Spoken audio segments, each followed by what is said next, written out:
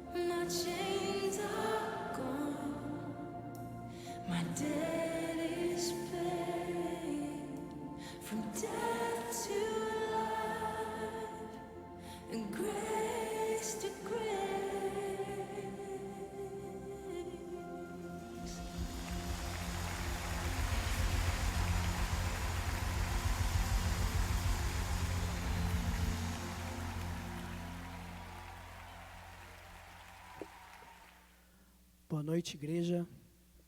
Graça e paz a todos.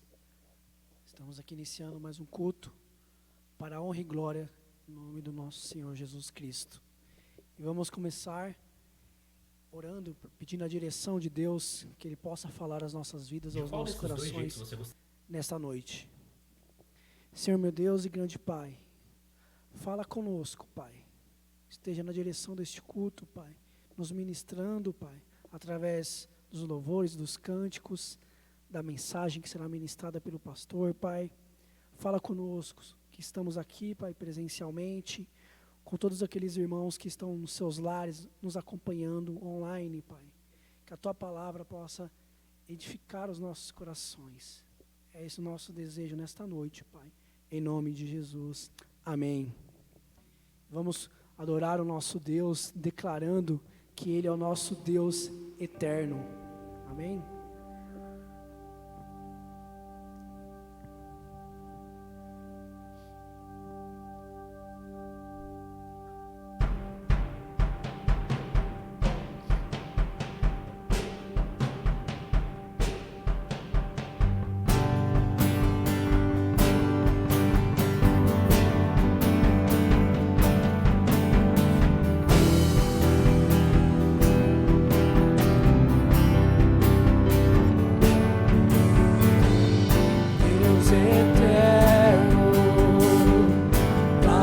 Eu vejo aqui, Tu és bom, é justiça, eu sei, eu te buscarei de coração. Todo bem pode esperar só em com Tua luz e glória. Tu és o vivo Deus que sara meu viver, minha esperança, meu todo em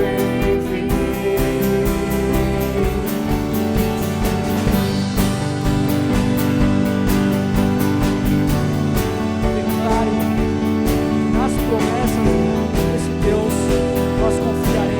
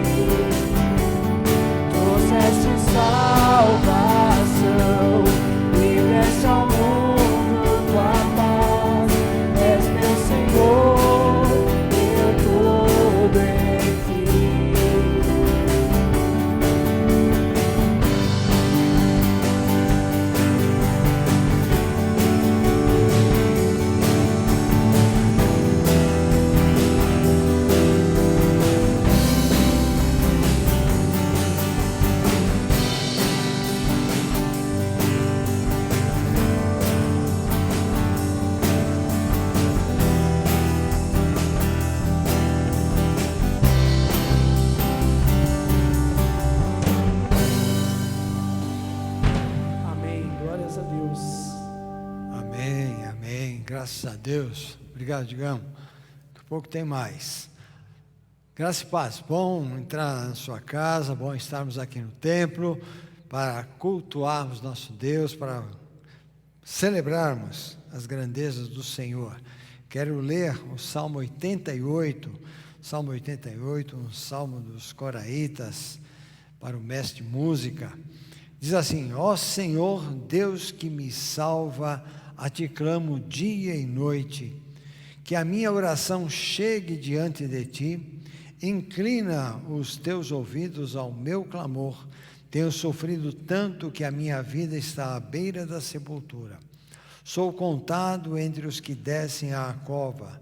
Sou como um homem que já não tem forças. Fui colocado junto aos mortos. Sou como os cadáveres que jazem no túmulo, dos quais já não te lembras, pois foram tirados da tua mão. Puseste-me na cova mais profunda, na escuridão das profundezas. Tua ira pesa sobre mim, com todas as tuas ondas me afligiste.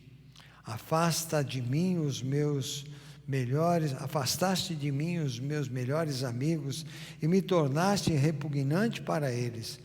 Estou como um preso que não pode fugir. Minhas vistas já estão fracas e de tristeza. A ti, Senhor, clamo cada dia. A ti ergo as minhas mãos. Acaso mostras as tuas maravilhas aos mortos? Acaso os mortos se levantam e te louvam? Será que o teu amor é anunciado no túmulo e a tua fidelidade no abismo da morte? Acaso são conhecidas as suas maravilhas na região das trevas e os teus feitos de justiça na terra do esquecimento? Mas eu, Senhor, a ti clamo por socorro já de manhã. A minha oração chega à tua presença. Porque, Senhor, me rejeitas e escondes de mim o teu rosto? Desde moço tenho sofrido e ando perto da morte. Os teus terrores levaram-me ao desespero. Sobre mim se abateu a tua ira, os pavores que me causas me destruíram. Cerca-me o dia todo com uma inundação, envolve-me por completo. Tiraste de mim os meus amigos e os meus companheiros, as trevas são a minha única companhia. É um salmo de lamento, um salmo de dor, de alguém que está passando um momento difícil. E é um salmo que a gente pode trazer para os nossos dias, um salmo que nós vivemos, né? A aflição do tempo presente, a situação que estamos vivendo.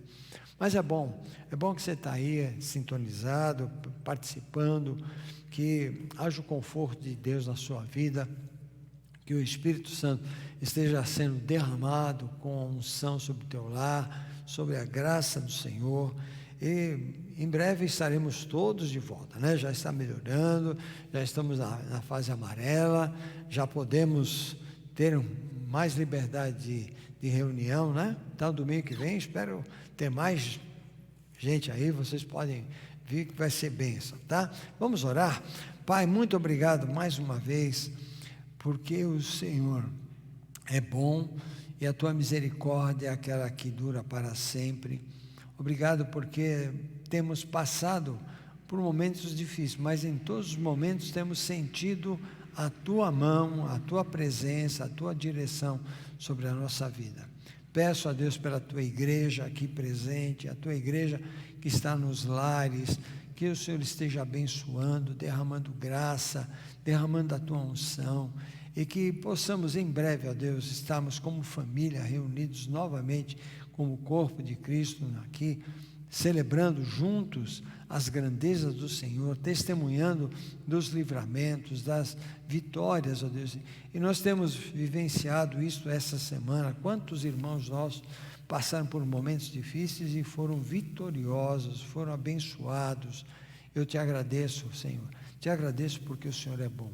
Te agradeço, ó Deus, porque estamos de portas abertas, podemos abrir as nossas portas.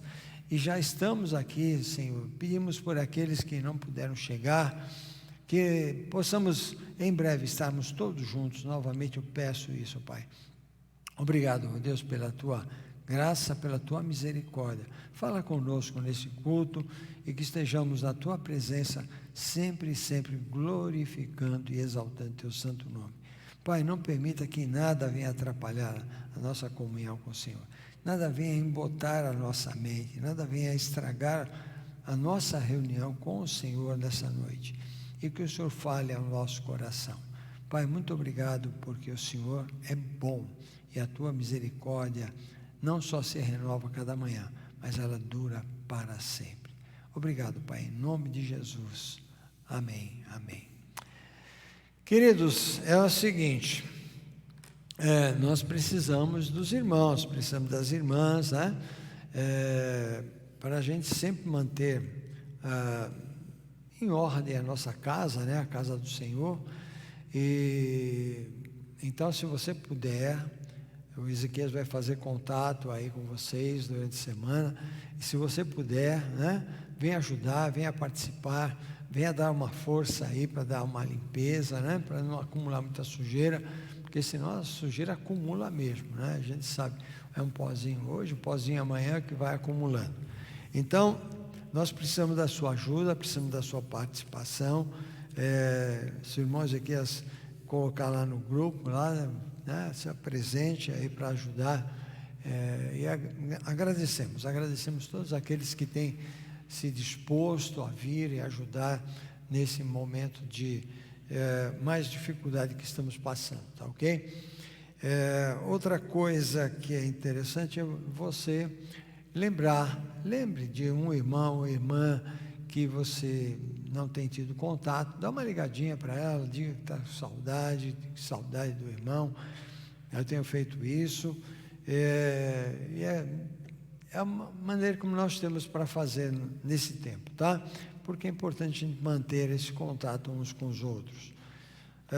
E em último lugar, aquela questão, né, aí no chat da igreja, aí do ladinho tem o número da conta bancária.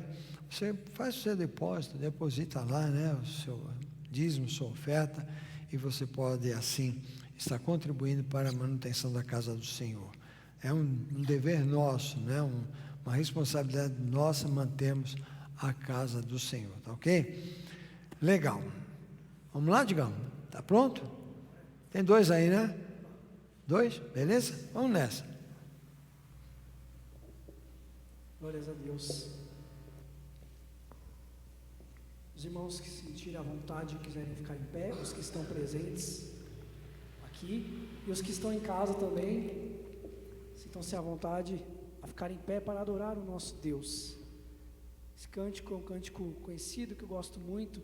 Ele diz assim: sejam cheios os nossos lares de alegria e de canção, que a justiça se espalhe, a justiça de Deus. Essa é a nossa adoração.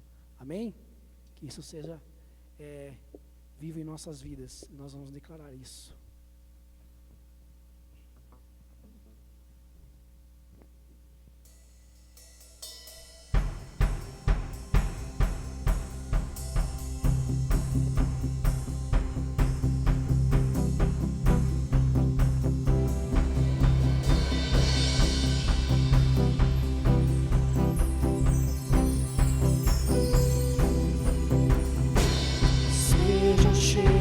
Nossos lares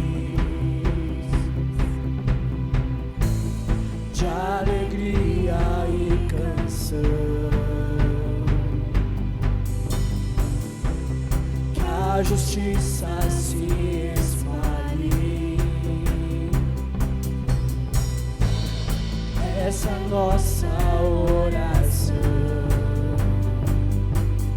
nas montanhas e nos vales, ergueremos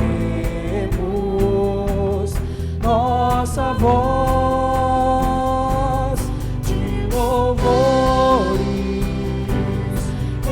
encheremos toda a terra, todo o céu.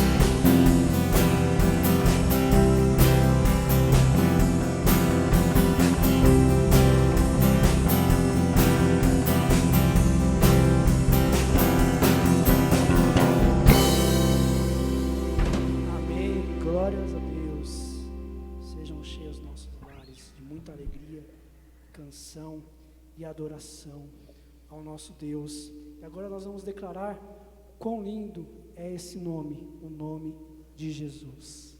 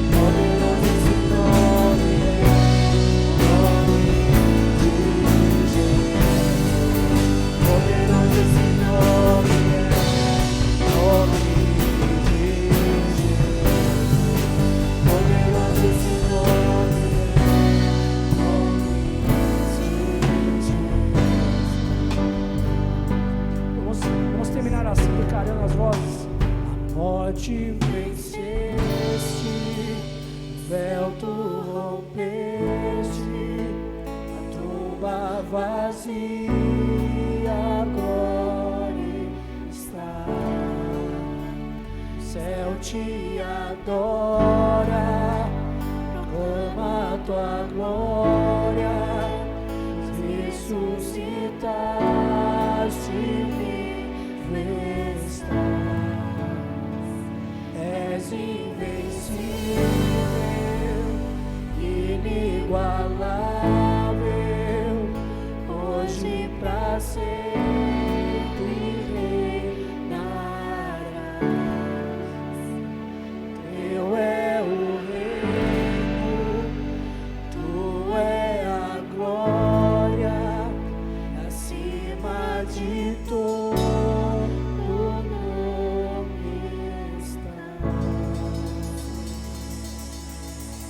Amém. Glórias a Ele. Amém. Toda honra e toda glória ao nosso Deus. Amém. Amém, Jesus. Amém. Amém. Louvado seja Deus. Estamos reunidos justamente nesse nome, em nome de Jesus, porque Ele venceu todas as coisas, todas as barreiras, e nós estamos aqui para declarar que Jesus é o Senhor, Ele é o Rei, é o Senhor dos Senhores. Eu vou ler o texto da meditação dessa noite. Peterson vai cantar depois, e depois trarei a palavra que Deus colocou no nosso coração. Está no segundo livro dos Reis, no capítulo 3, segundo livro dos Reis, capítulo 3. É um texto muito interessante, a partir do verso de número 4. Segundo livro dos Reis, capítulo 3, a partir do verso 4. Ora, Messa, rei de Moabe, tinha muitos rebanhos e pagava como tributo ao rei de Israel 100.000 cordeiros e além de 100.000 carneiros. Mas, depois que Acabe morreu, o rei de Moabe rebelou-se contra o rei de Israel. Então, naquela ocasião, o rei Jorão partiu de Samaria e mobilizou todo Israel. Também enviou esta mensagem a Josafá, rei de Judá, rei de Moabe: o rei de Moabe rebelou-se contra mim. Irás acompanhar-me na luta contra Moabe? Ele respondeu: sim, eu irei. Serei teu aliado, os meus soldados e os teus, os meus cavalos e os teus serão como um só exército. E perguntou: por qual caminho atacaremos?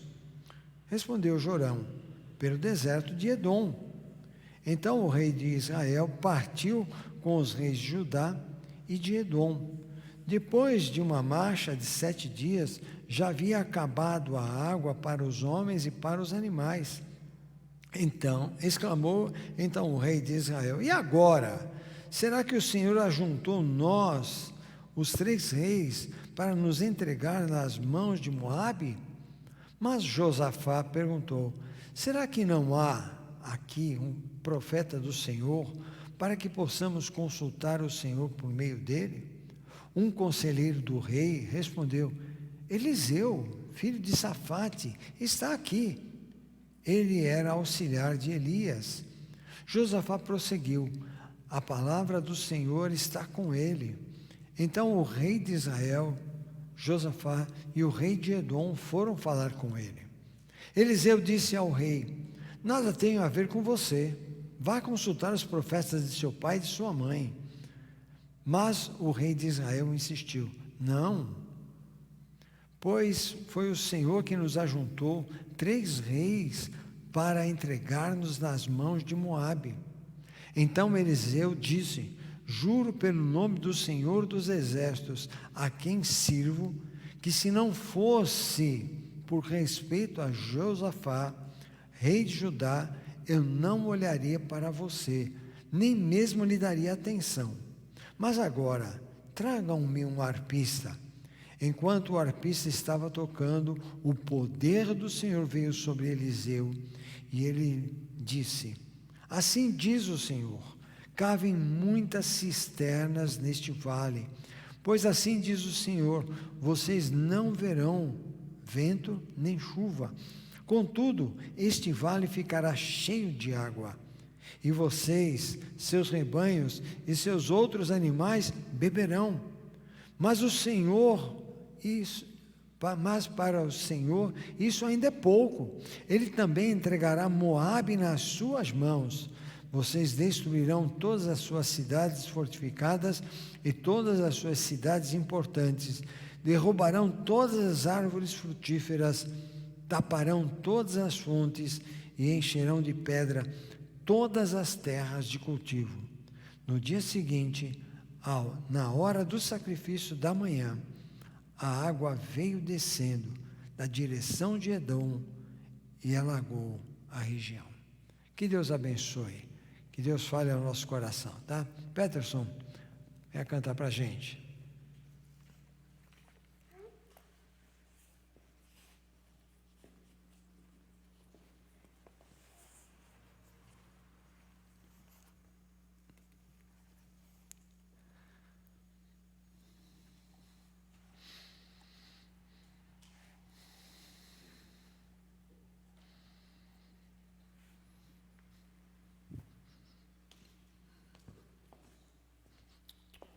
Graças a Deus, irmãos. Vou louvar um hino que tem por título Paz em Suas Mãos. Essa semana que passou, não sei se vocês sentiram os ventos fortes que estavam fazendo, e esse vento tremeu toda a janela da minha casa, e a Letícia ficou com medo do vento na hora de dormir, e ela pediu para me cantar uma música para ela, e eu cantei esse louvor, que temos um amigo em quem confiar, onde depositar nossa fé, estamos nas mãos dele. Ele é um Deus que nos cuida, tanto no medo do vento, quanto no medo de qualquer situação e qualquer condição em que você se sente desabrigado. Nós temos um amigo. Amém?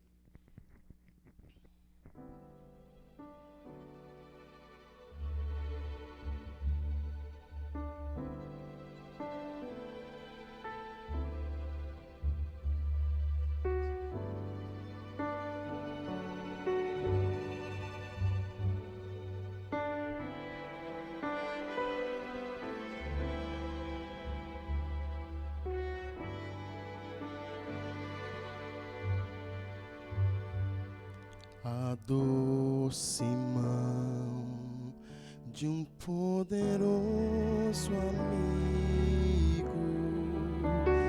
me traz a paz do alto do seu trono e me faz sentir que não estou perdido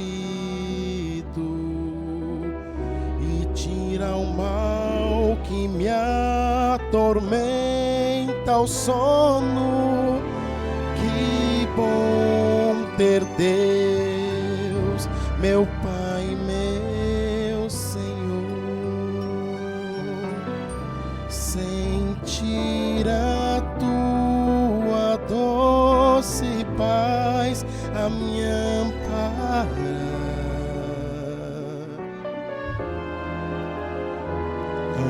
Andar feliz à sombra desse amor, e em suas mãos eu vou me abrigar.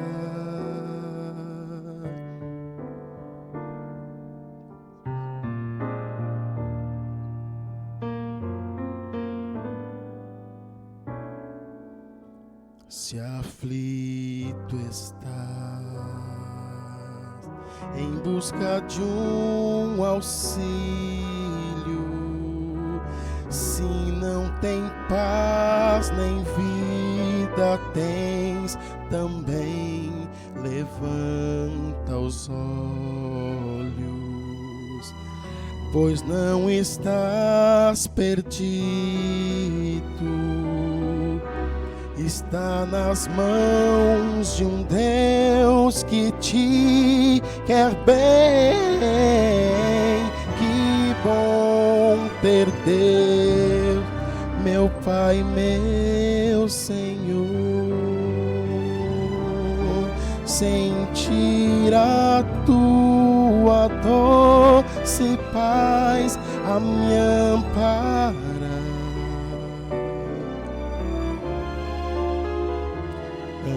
Andar feliz na sombra desse amor,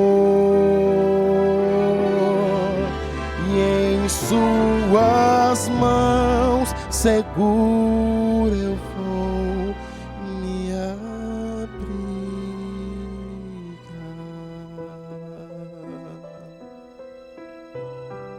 Louvado seja Deus, que nos abriga em suas mãos seguras, que nos acalma o coração em meio às tempestades.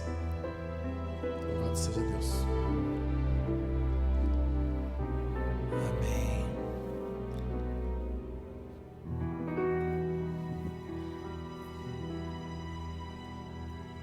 Que bom que nós temos um Deus no qual nós podemos nos abrigar, se esconder sentir o consolo, o conforto. É interessante, eu pensei, livramento do Senhor.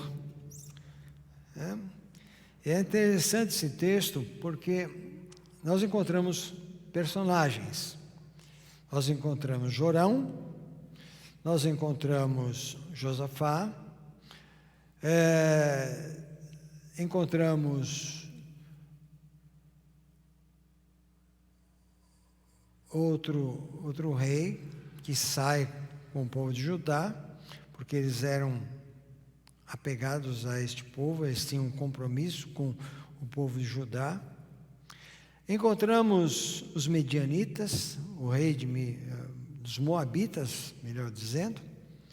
Encontramos Eliseu, e tem um personagem que quase nem se percebe ele, que é um cidadão que está lá no meio, e de repente tem uma luz, ele diz: olha, nós temos um profeta, nós temos alguém interessante, alguém que pode nos dar sabedoria, nos mostrar um caminho certo, quando eles estavam meio perdidos. É interessante a gente pensar nesses personagens. Jorão, quem foi esse camarada? Outras versões de Jeorão. Jorão foi filho de Acabe e daquela mulher chamada Jezabel. Ele não serviu o Senhor. E a Bíblia relata, é interessante, porque se você ler o Velho Testamento bem devagar, prestando atenção nos reis, várias vezes aparece assim: e praticaram as mesmas obras de Jeroboão. Ou seja, Jorão tinha a prática e mantinha as práticas de Jeroboão. Quais foram as práticas de Jeroboão? Estabelecer no seu reino o culto idólatra com altares lá em Betel. Ele construiu os altares. Adoração a ídolos em forma de bezerro. Lá os altares em Betel, ele fez os postes sagrados, os postes ídolos. Outra coisa que bateu nesse Jeroboão é a vaidade. E os motivos políticos levaram ele a desviar-se das promessas de Deus. Ele cometeu um outro desvio, que ele desvirtuou o sacerdócio daquela época, no povo de Israel. O sacerdócio que tinha uma função específica para os levitas. Qualquer um que desejasse, qualquer um que pagasse uma grana, ele ocupava a função, ocupava o lugar do sacerdote. Encontramos um outro personagem, Josafá, rei de Judá, trouxe paz ao povo. Os escritores, os comentaristas dizem que foi um período extraordinário, e Josafá andava com o Senhor, andou nos caminhos do Senhor, era um homem temente a Deus, mas ele era de uma simplicidade tão grande, ele não tinha maldade. Tanto é que, se você voltar em primeiro livro dos reis, lá com Acabe, você vai ver que ele vai ajudar Acabe numa luta, numa guerra. A intenção de Josafá era unir os povos para que vivessem em paz.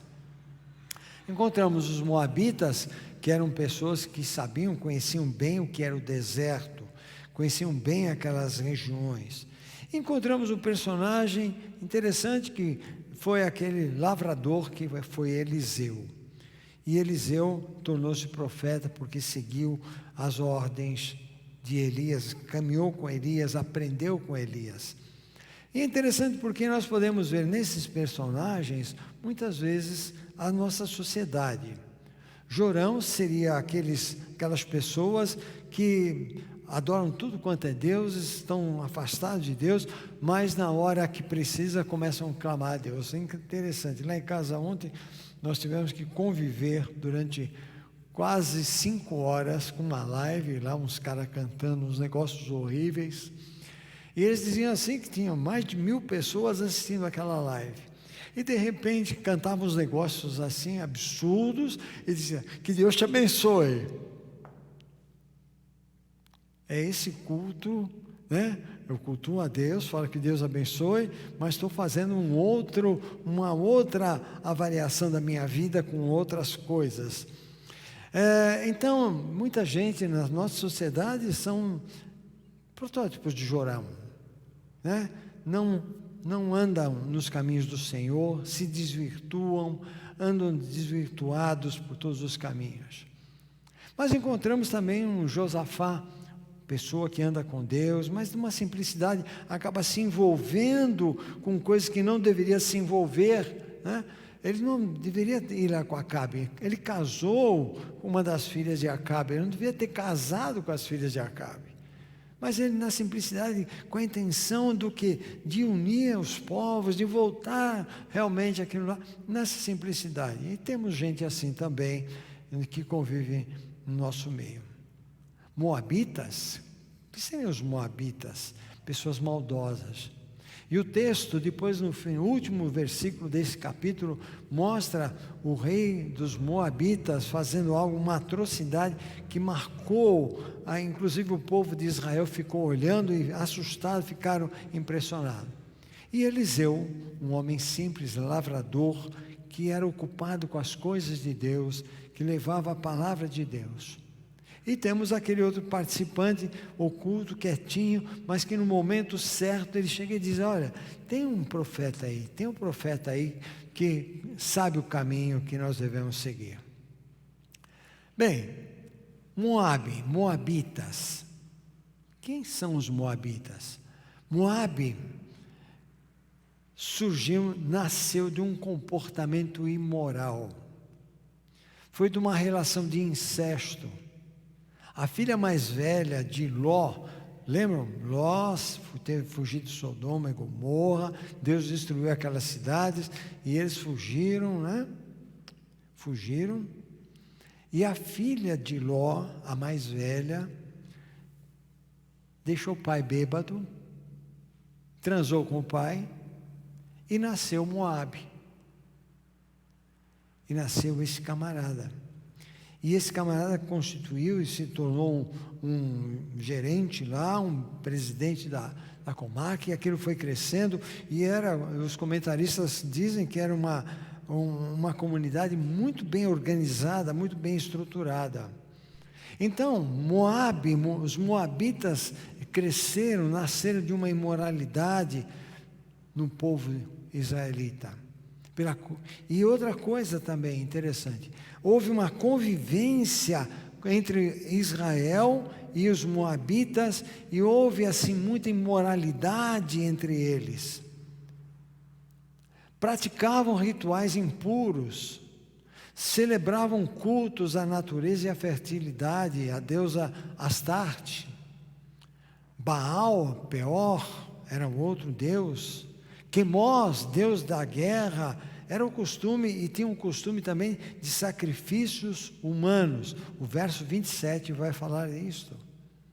E em Números capítulo 22, você vai lá, vai encontrar um registro, o fato de Balaque contratar Balaão, era o rei de Moabe naquele tempo, ele contrata Balaão para amaldiçoar. Vem cá, Balaão, vem cá, e amaldiçoou o povo de Israel. E Balaão, né, também gostava de um suborninho, gostava de uma grana, e ele foi lá, mas Deus falou: se você fizer isso, cara, vai ter com você. Então nós encontramos esses personagens. Mas há umas coisas interessantes que nós encontramos. Veja o verso de número 9. O verso de número 9, nós encontramos uma questão de imprudência. Então o rei de Israel partiu com os reis de Judá e de Edom. Depois de uma marcha de 7 dias, já haviam acabado a água para os homens e para os animais. Por quê? Porque fizeram uma opção errada. A opção errada foi, decidiram ir pelo deserto. Ora, vou pelo deserto, eu tenho que me municiar com água, tenho que me municiar com alimento. E aí eles se perdem. E o povo de Israel não era um povo que conhecia e sabia lutar em deserto. Faltou água, faltou provisão, foram tomados de pavor. Imagina isso, daqui 7 dias caminhando e não ter água, ver a água acabando, imagina, tem um galãozinho de 5 litros lá, cada um tinha o seu galãozinho, vai vendo o galãozinho de água desaparecendo, vai diminuindo, e 7 dias depois acaba aquela água. O desespero, a angústia daquela gente, o sofrimento. E eles penetraram num vale profundo, o vale rochoso de Ashi, que forma a fronteira com Edom e Moabe, e o exército confederado foi reduzido, tanto homens quanto animal, às maiores extremidades por falta de água. Eles foram decaindo, foram enfraquecendo, foram ficando fracos, não tinham como lutar. Uma opção errada. Eles ficaram desapontados ao encontrar o vadio desse vale, que é um riacho, o riacho de Zered. Você encontra isso em Deuteronômio capítulo 2, versos 13 a 18. E eles encontram aquilo seco. Jorão, rei, entra em desespero, começa a gritar. Fiquei imaginando a situação, e um reclama que não tem água, outro com fome, e agora, o que nós vamos fazer? E os outros lá esperando. Veja a imprudência de pessoa que não conhece o Senhor. Está no verso 10, uma atitude interessante. Veja no verso 10, diz: exclamou então o rei de Israel, Jorão, e agora? Será que o Senhor ajuntou nós, os 3 reis, para nos entregar nas mãos de Moabe? Olha o pensamento desse camarada, olha o que passou na cabeça dele. Deus está nos castigando, Deus ajuntou a nós 3 para nos matar, Deus quer nos matar, Deus quer acabar com a gente. Quando não se mantém um relacionamento correto com Deus, quando não se mantém uma intimidade com Deus, a pessoa só vê ruína. É assim que agem todos aqueles que não mantêm essa intimidade, que não buscam. Jorão não tinha intimidade com Deus, ele tinha intimidade com o paganismo, com as coisas falsas, com a desobediência, com a incredulidade, com o oferecimento a outros deuses e não ao Deus da verdade. Mas Deus, na sua infinita misericórdia, não colocou ali um Josafá à toa. No verso 11, nós encontramos alguém que tem um lampejo de boa sensatez. Será que não há aqui profeta do Senhor para que possamos consultar o Senhor por meio dele? O que Josafá está falando? O que Josafá está dizendo? Fizemos errado, erramos. Tomamos atitude errada, vamos ser humildes, vamos recorrer ao Senhor e receber a orientação, vamos parar e vamos buscar do Senhor a orientação. Alguém que tinha comunhão com Deus sabia dizer isso, sabia ser humilde, sabia chegar. Fizemos errado. No verso 12 é interessante porque a gente continua lendo, né? Um conselheiro do rei, e aí aparece o personagem, respondeu: Eliseu, filho de Safate, está aqui. Não é que Eliseu estava lá na guerra com eles, mas estava próximo e poderia se chegar até ele. Então alguém, em uma outra versão da Bíblia diz: um verdadeiro e eminente profeta. Há um verdadeiro e eminente profeta que nós podemos consultar. Há um verdadeiro e eminente profeta que nós podemos ir, que vai revelar a vontade de Deus para nós. Que coisa extraordinária quando alguém surge e mostra um caminho novo para a pessoa. Precisamos de lucidez para termos respostas da Bíblia. Precisamos ter o coração aberto para reconhecer que fizemos errado e voltar, reparar o erro, voltar com humildade e dizer: Senhor, me mostra o que fiz de errado e mostra o caminho correto. E às vezes precisa alguém nos mostrar o caminho correto.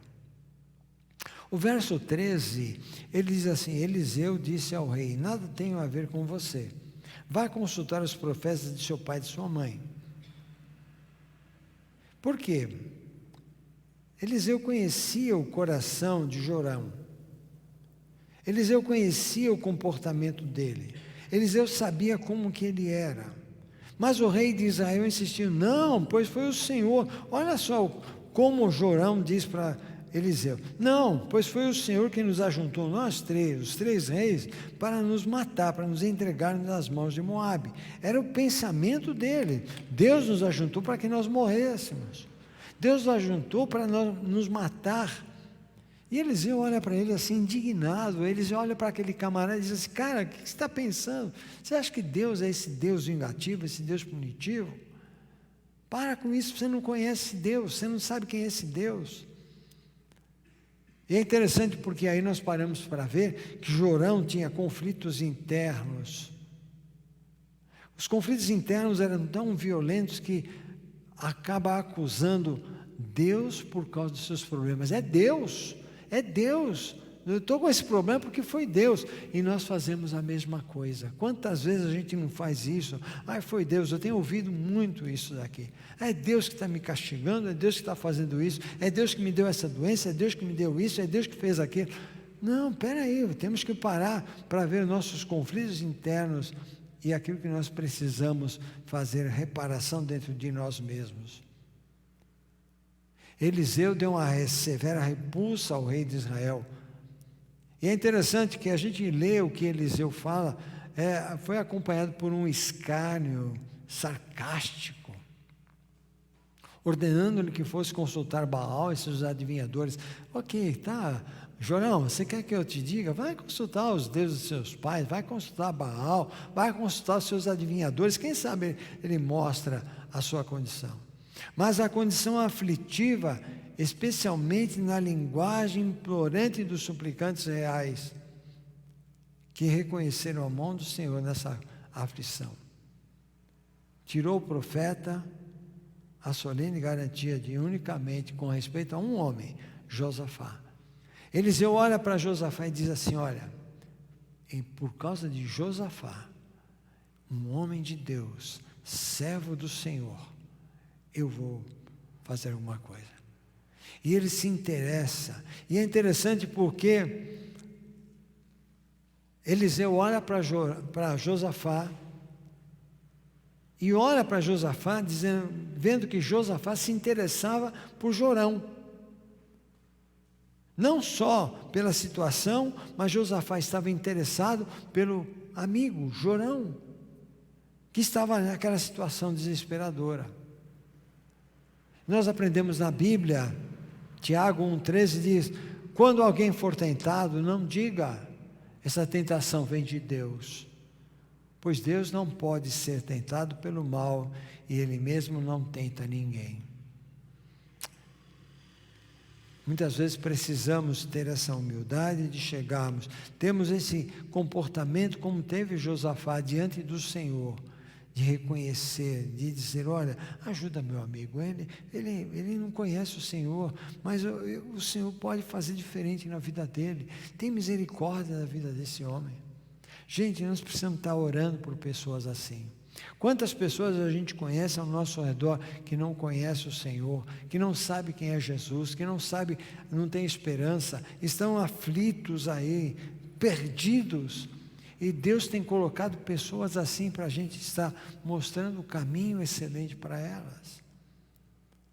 Josafá era diferente, ele conhecia, ele temia o Senhor, ele tinha uma vida entregue e totalmente dependente do Senhor.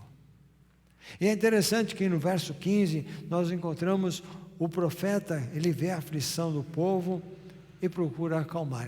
Eu fiquei imaginando quando eu li o verso 15, que fala que ele pede um músico, traga um músico aqui, vem aqui. O Peterson disse que teve que cantar, porque ficou assustada, né? Então, é a mesma coisa. O povo lá estava em desespero, estava numa angústia tremenda. Eliseu olha aquilo ali desesperado, aquelas pessoas angustiadas, sofrendo, desesperadas. E aí o que ele faz? Pede uma música.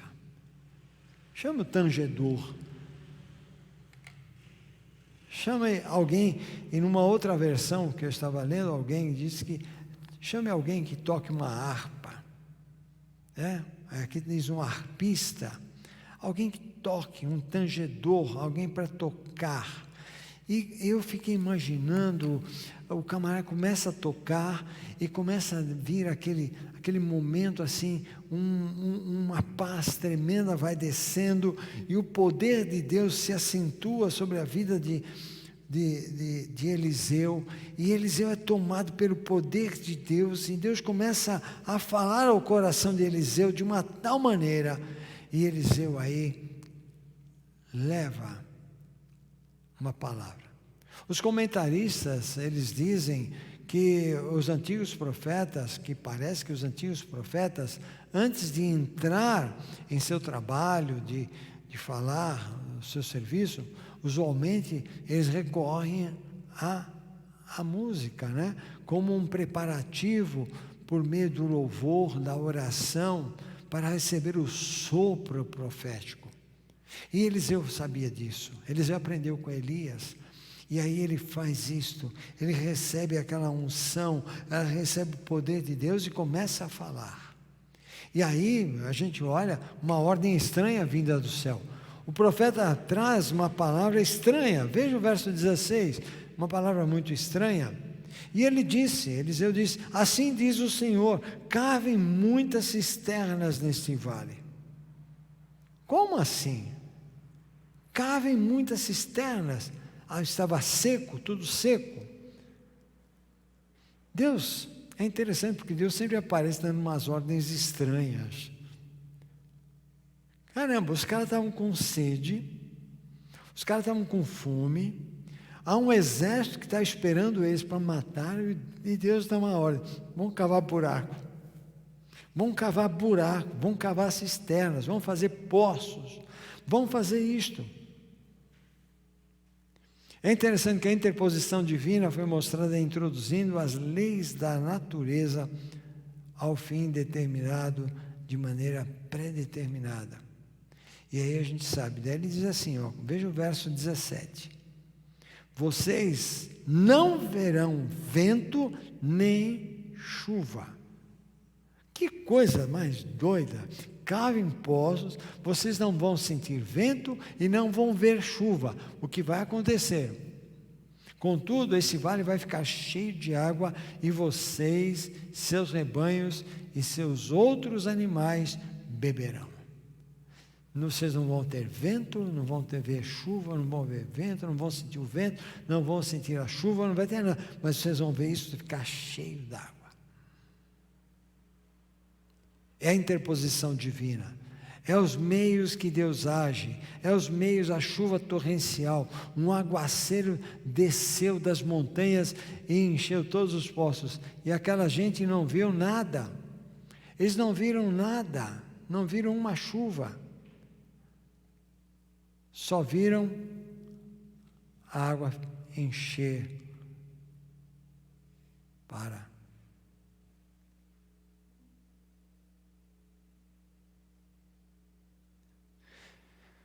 Então, vamos lá. Então, nós aprendemos o quê? Lutas interiores e conflitos internos. Lutas exteriores e conflitos internos. O que começou a acontecer com o povo de Israel?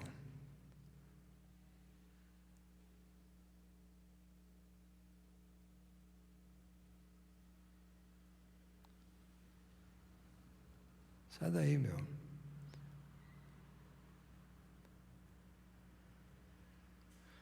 Ô, tchá. Não quero você. Primeira coisa, tiveram que reconhecer o erro. A pior coisa para qualquer pessoa é perceber o erro e se manter no erro. Persistir no erro é insanidade. Ficar no erro, estar errando, continuar errando é insano. São os conflitos internos, insanidade. E quando nós vamos à Bíblia, nós encontramos exemplos de pessoas que foram insanas. E Adão e Eva, logo no começo, O que aconteceu? Afastados da presença do Senhor, porque cometeram uma insanidade, porque deixaram de pedir perdão a Deus, porque não foram humildes o suficiente de dizer: erramos, Senhor, perdoa.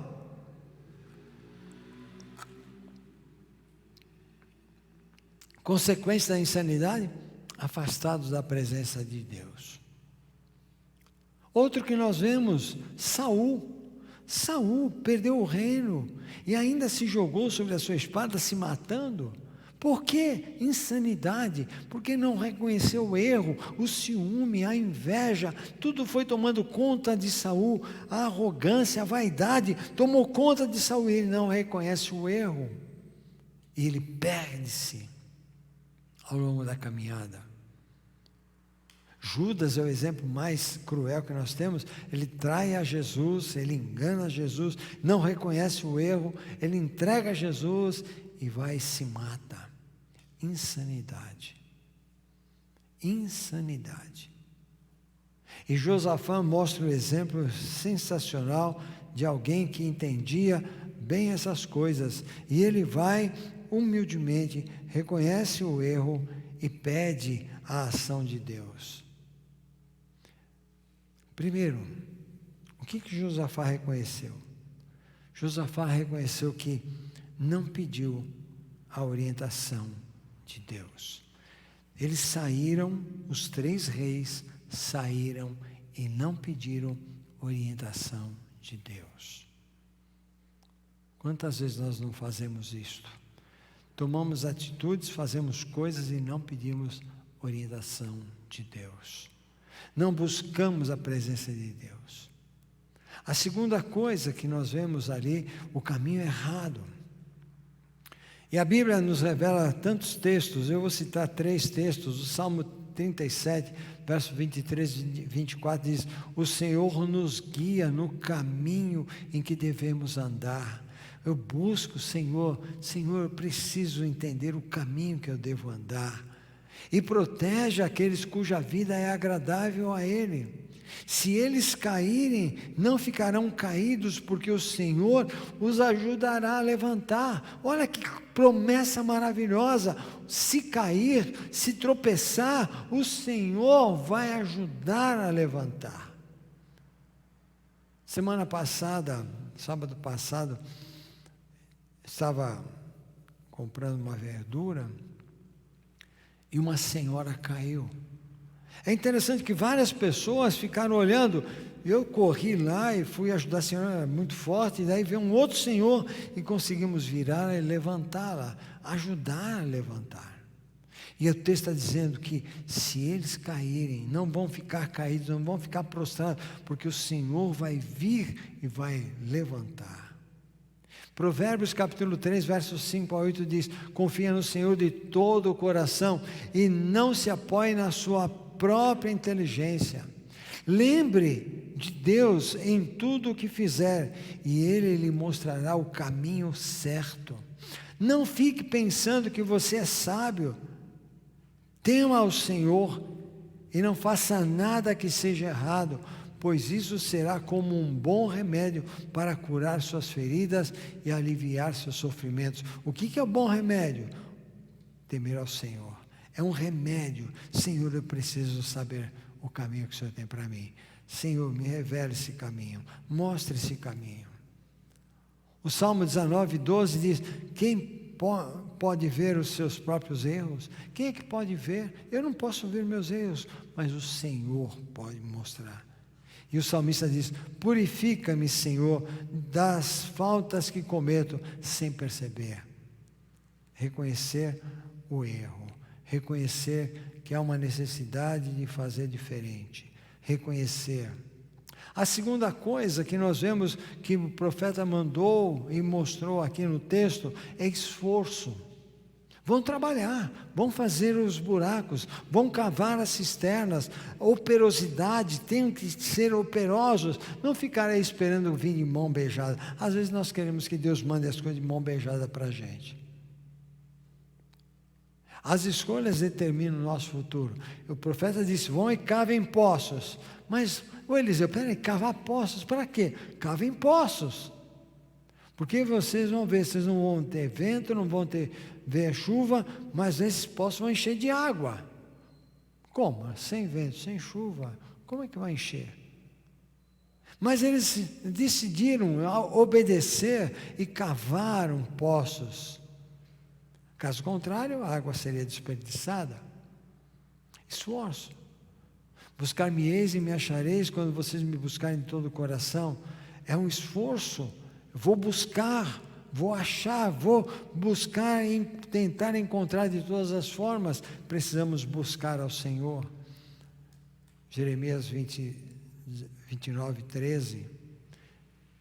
2 Pedro 1,10 diz assim: por isso, irmãos, procurai com diligência cada vez maior confirmar a vossa vocação e eleição, porquanto, se procederdes assim, não tropeçareis em tempo algum. Ele diz diligência. O que é diligência? É velocidade no modo de fazer algo, diz o dicionário. É velocidade de fazer as coisas certas. O que? A nossa vocação, a nossa eleição, que estamos no Senhor, vocação de crente, eleição para sermos salvos por Cristo Jesus. Não tropeçareis em tempo algum. Diligência. Josué capítulo 1, verso 9 diz: lembre da minha ordem, seja forte e seja corajoso, não fique desanimado. Como a gente tem desanimado, como tenho visto crentes desanimados nesse tempo. Não fiquem desanimados, tenham um esforço, não tenha medo, porque eu sou o Senhor seu Deus, estarei com você em qualquer lugar, para onde você for. É uma promessa de Deus. Deus falou com Josué: vai, Josué, coragem, não desanime, vou estar com você. Não desanime. Mas a gente tem desanimado, né? E o dicionário Aurélio diz que esforço significa uma atividade em que alguém mobiliza todas as suas forças físicas e morais a fim de atingir um fim, sendo um vigor, uma energia. Também é ânimo e coragem. A terceira coisa que nós vemos é que eles foram cavar os poços. Verso 16 a 19, diz que eles foram cavar os poços. E Eliseu continua dizendo: mas para o Senhor isso ainda é pouco, Ele também entregará Moabe nas suas mãos, vocês destruirão. Agora aí começa Deus dizendo: vou providenciar a coisa para vocês, façam diferente, mas muito mais, eu estou prometendo algo muito maior para vocês. Confiem em mim, cavem os poços, confiem em mim, porque vocês vão derrotar o exército de Moabe. Vocês vão destruir, mas destruam tudo. Destruam as cidades mais importantes, derrubem as árvores frutíferas, tapem as fontes de água, encham de pedra todas as terras de cultivo. Caramba! Que coisa tremenda é isso, né? O que ele está dizendo? Uma promessa de libertação do perigo. Mas ele está falando de um compromisso: façam isso. E é um compromisso que acompanha a promessa. Estou me comprometendo a fazer isso por vocês. Cavem os poços. E às vezes Deus está dizendo para a gente: cavem os poços, eu vou encher isso daí na tua vida. Senhor, peraí, para com isso, Senhor. E Deus está dizendo: faça isso porque eu vou derramar bênção sobre a tua vida. Parece ser cruel a ordem, porém lembremos um pouco de que Moabe sempre foi uma ameaça ao povo de Israel. Eles impediram a marcha deles para Canaã.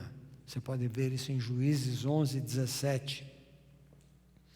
Quando Jefté quer passar por ali, eles impedem a passagem do povo de Israel para Canaã.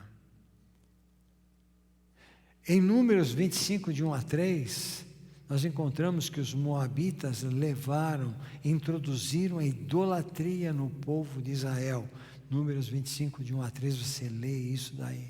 É triste ver como o povo de Israel, conhecendo Deus, por isso que eu digo, milagre, gente.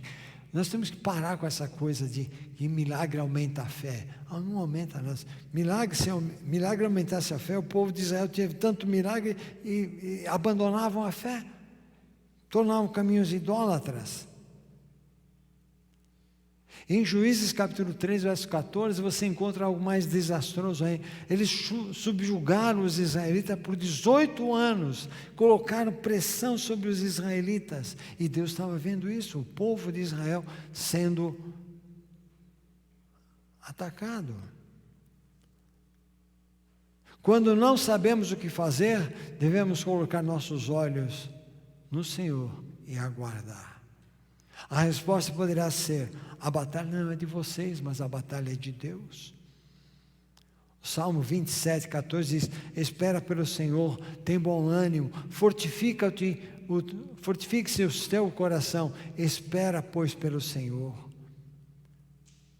Isaías capítulo 43, verso 2 e 5, diz assim: quando você atravessar as águas, eu estarei com você, e quando você atravessar os rios, eles não o encobrirão. Quando você andar através do fogo, você não se queimará, as chamas não o deixarão em brasas.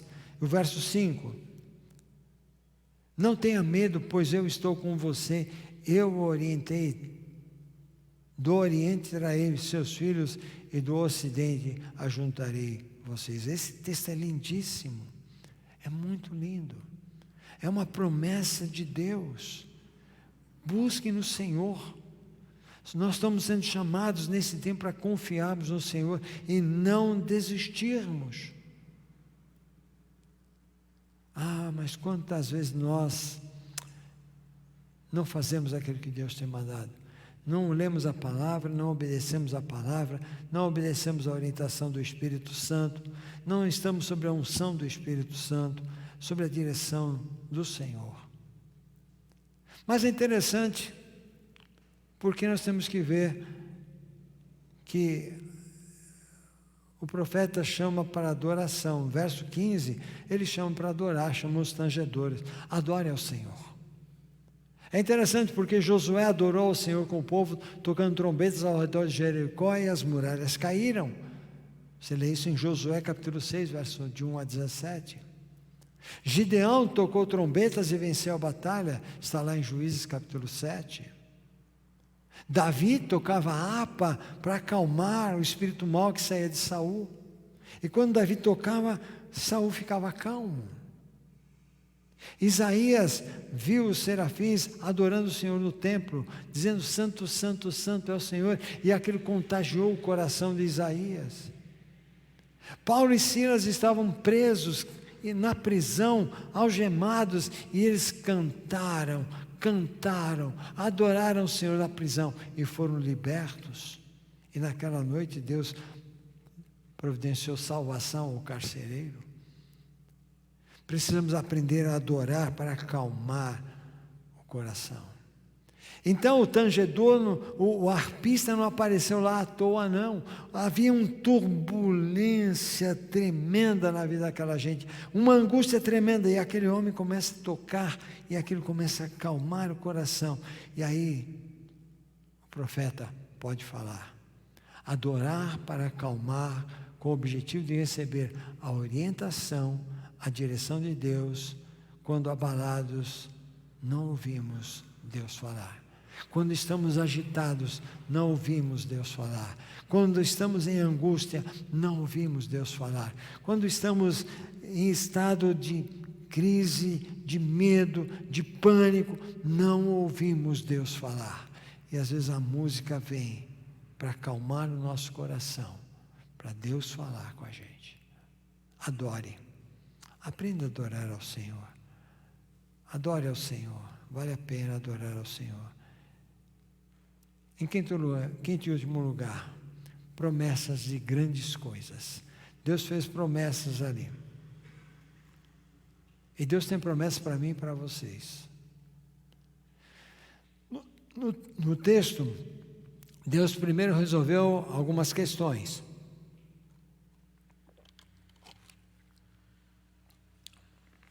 Os conflitos, os medos.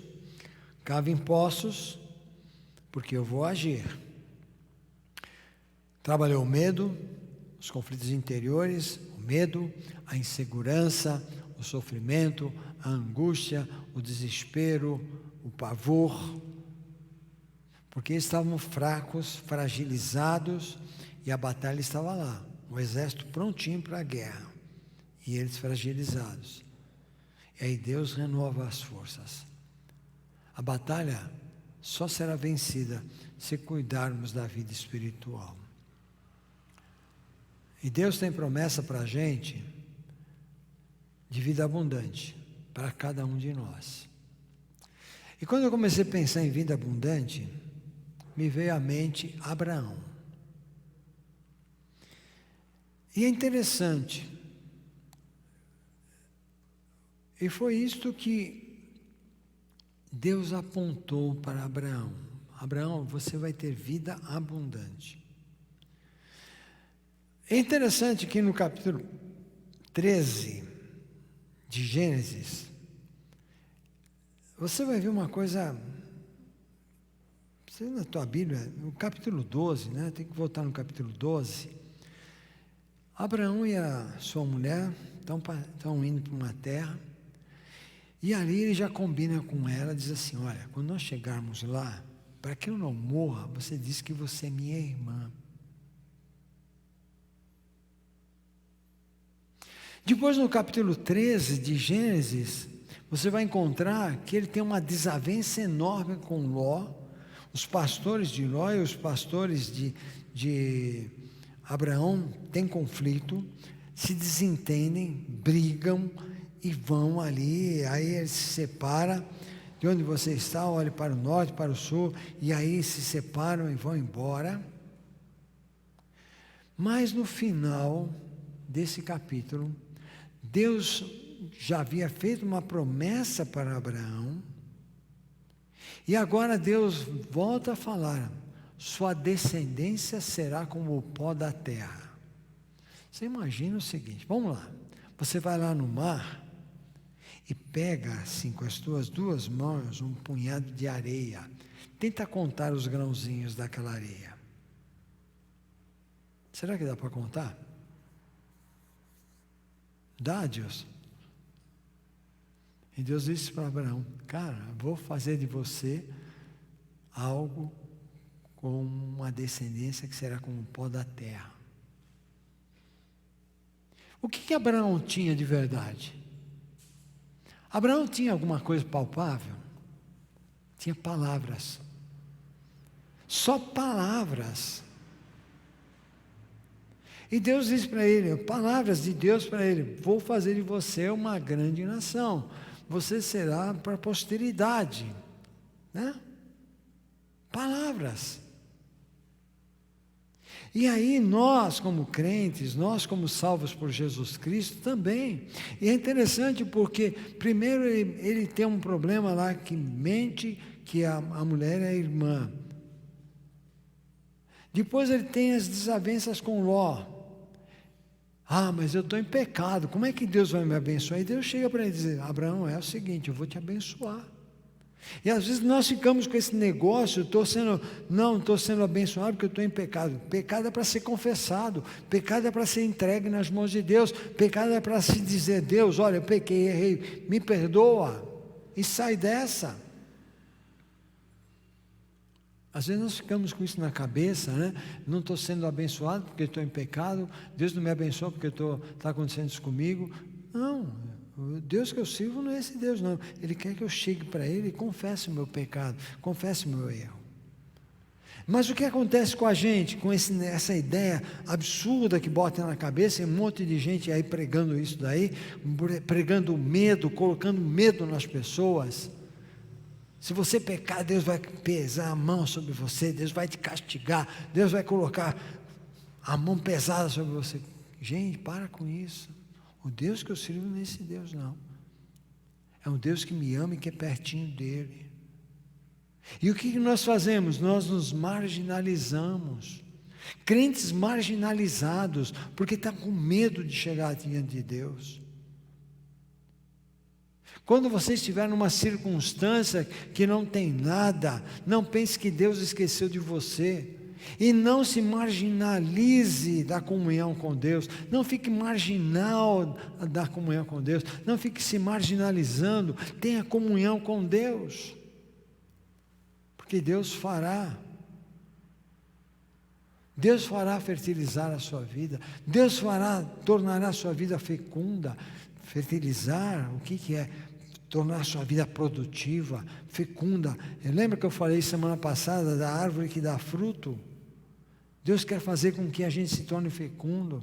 E esse é o exercício da fé. Imagina, Deus chega para Abraão e fala: ó, você vai ser pai de uma grande nação. Tinha palavras. Palavras. Isso é exercício da fé. A palavra de Deus. Quando Deus chega para aqueles 3 reis, diz: cavem poços. Era a palavra de Deus. Façam isto. E vocês vão ver o que vai acontecer. Abraão, faça isso e você vai ver o que vai acontecer. E Deus está dizendo para nós nesse tempo: confia nele, confia em mim, confia em mim, entrega teu caminho a mim, eu farei tudo por você. Cremos que ainda não temos, que nada sabemos, o que temos é uma promessa. Creia, a voz que você ouve faz cumprir em cada um de nós o propósito de Deus. Creia, a voz que você tem ouvido é para que você possa cumprir o propósito de Deus. Tá, vamos caminhar para o fim, né? Porque eu vou começar a me empolgar nesse negócio, aí vai longe. E agora no verso 20. Quando foi que o Senhor fez o milagre acontecer? Veja no verso 20, é interessante você olhar o verso 20. Quando é que acontece o primeiro milagre? Como o milagre acontece? Acontece no dia pela manhã. Olha lá, no dia seguinte, a hora do sacrifício da manhã, a água veio descendo. O que eles estavam fazendo? Eles estavam adorando, estavam orando. Eu creio que ali, Eliseu estava presente ali, orando, estimulando aquela gente a orar, a agradecer, a louvar a promessa de Deus. Era o momento da oferta de amor, falava do amor de Deus e a conclusão da batalha. Eles já estavam vendo isso daí. Foi nesta hora, no dia seguinte, acordaram de manhã, se prostraram diante de Deus e o milagre começa a acontecer. E a água vai descendo, vai descendo, vai descendo, e aquilo vai tomando conta, enche todos os lugares. E aí é interessante, você continua a leitura do verso 21 até o 27. E a gente encontra uma coisa interessante. Quando eles se levantaram, o rei de Moabe se levanta, acorda de manhã, o sol, eu estava lendo, diz que o sol naquela região, ele é muito vermelho. E aquele sol começa a refletir sobre as águas. E quando o rei de Moabe olha aqui, diz: olha, aqueles 3 reis bobões lá se mataram. E está tudo cheio de sangue. Vamos lá, vamos pegar o despojo. E quando ele entra na batalha, quando ele entra ali para pegar o despojo, o exército de Israel, o exército de Judá se levanta e extermina aquele povo. O milagre de Deus. E é interessante, gente, porque você vai lendo o que é uma pessoa longe de Deus. Olha o que o rei de Moabe fez, verso 27. Primeiro, ele chama alguns homens para lutarem, para serem aqueles que vão. Eles vão para a luta e são derrotados. Aí, num desespero total, numa angústia total, um desespero pela vitória, o que o rei de Moabe faz? Sacrifica o seu primogênito no muro ao Deus Quemos, esperando a vitória, que é o Deus da batalha, como eu já tinha mencionado. E o texto mostra que foi um ato abominável, que fez com que Judá e Israel ficassem indignados, olhando aquilo ali, aquele rei sacrificando o próprio filho para um Deus mentiroso, falso. Mas o que isso tem a ver com o nosso tempo? Nós ficamos indignados com tanta coisa. Ficamos indignados com atos abomináveis.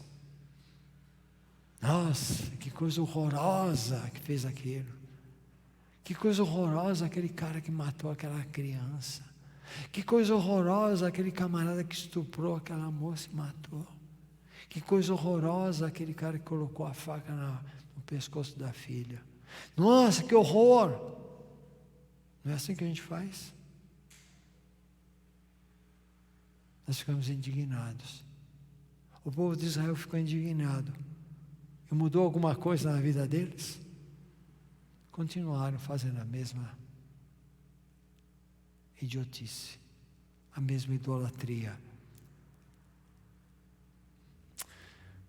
Alguns comentaristas, eles falam que aquele vermelhão parecia sangue, nos reporta a Jesus, que derramou seu sangue na cruz por nós, para que pudéssemos ser salvos. Não ficarmos indignados, não ficarmos pasmos com atos abomináveis, nós ficarmos tocados pelo Senhor Jesus. Nós ficamos indignados apenas e tão somente, mas essa humanidade precisa. Qual é a lição que nós aprendemos disso? Que nós precisamos depender do Senhor, porque o Senhor tem livramento para cada um de nós. É promessa de Deus, mas precisamos buscá-la com humildade, com devoção, com simplicidade. Que seja esse o desejo do nosso coração. Não ficarmos apenas indignados com as coisas, mas sermos instrumentos de levar uma mensagem de esperança. O povo estava desesperado, mas alguém se levantou ali e disse: nós erramos, vamos procurar um profeta. O povo estava em desesperança, e quando alguém ouve que tem alguém pensando diferente, diz assim: existe um lugar, existe um homem, existe um profeta, existe alguém que tem uma mensagem, que pode dar direção. Meu irmão, nós somos esse elemento. Nós somos esse elemento no meio que estamos, como aquele que nem aparece o nome, mas ele teve uma palavra fundamental de mostrar: olha, tem um profeta, tem alguém que pode nos mostrar o caminho. Nós temos quem é o caminho, a verdade e a vida: Jesus. Que Deus nos abençoe.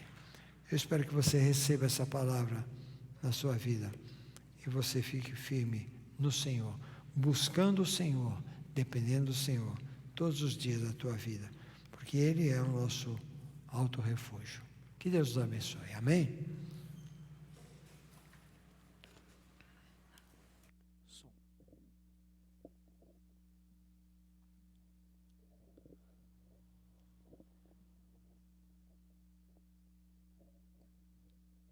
Vamos estar encerrando aqui com mais um louvor, que essa mensagem continue falando aos nossos corações. Esse Deus que é o nosso refúgio, e nós vamos declarar que Ele é o nosso bom Pai.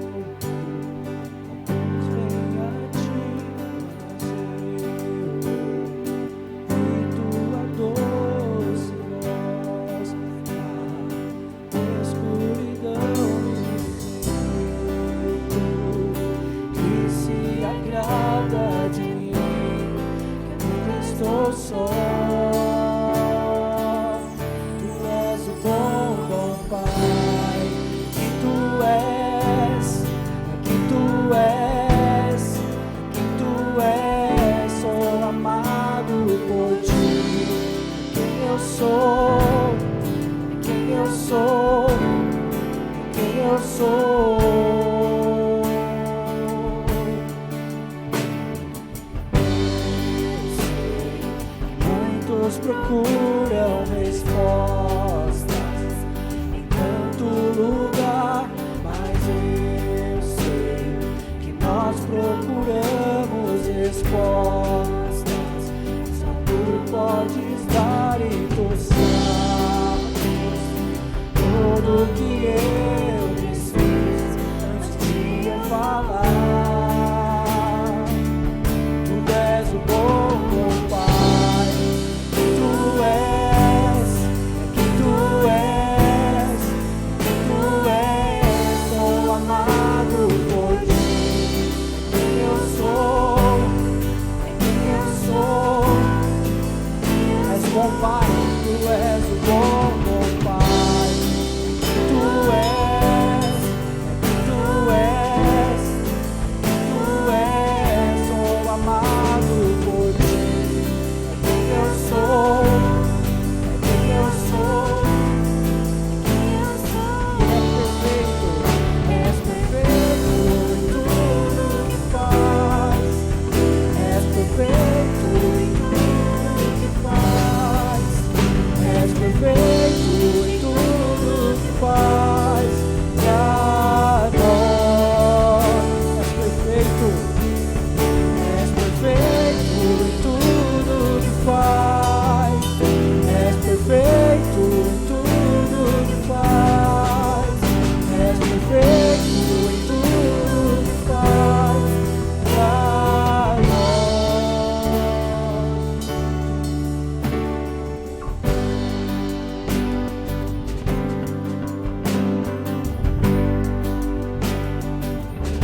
Amor, tão real que eu posso explicar, mas inexplicável que eu posso falar e me chamas pra ir mais fundo, me chamas pra ir além, me chamas pra ir mais fundo em amor, amor. Tu és o bom Pai, quem tu és, é quem tu és, é quem tu és, sou amado por ti. Quem eu sou, quem eu sou, quem eu sou.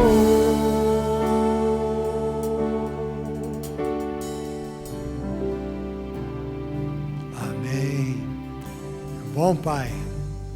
Nós experimentamos esse bom Pai quando estamos junto dele, andando com ele.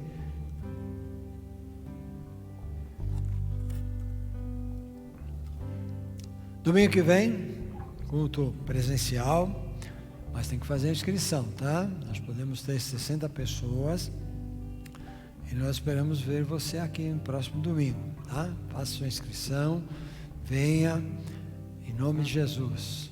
Estarmos juntos, vale a pena, é muito bom, tá?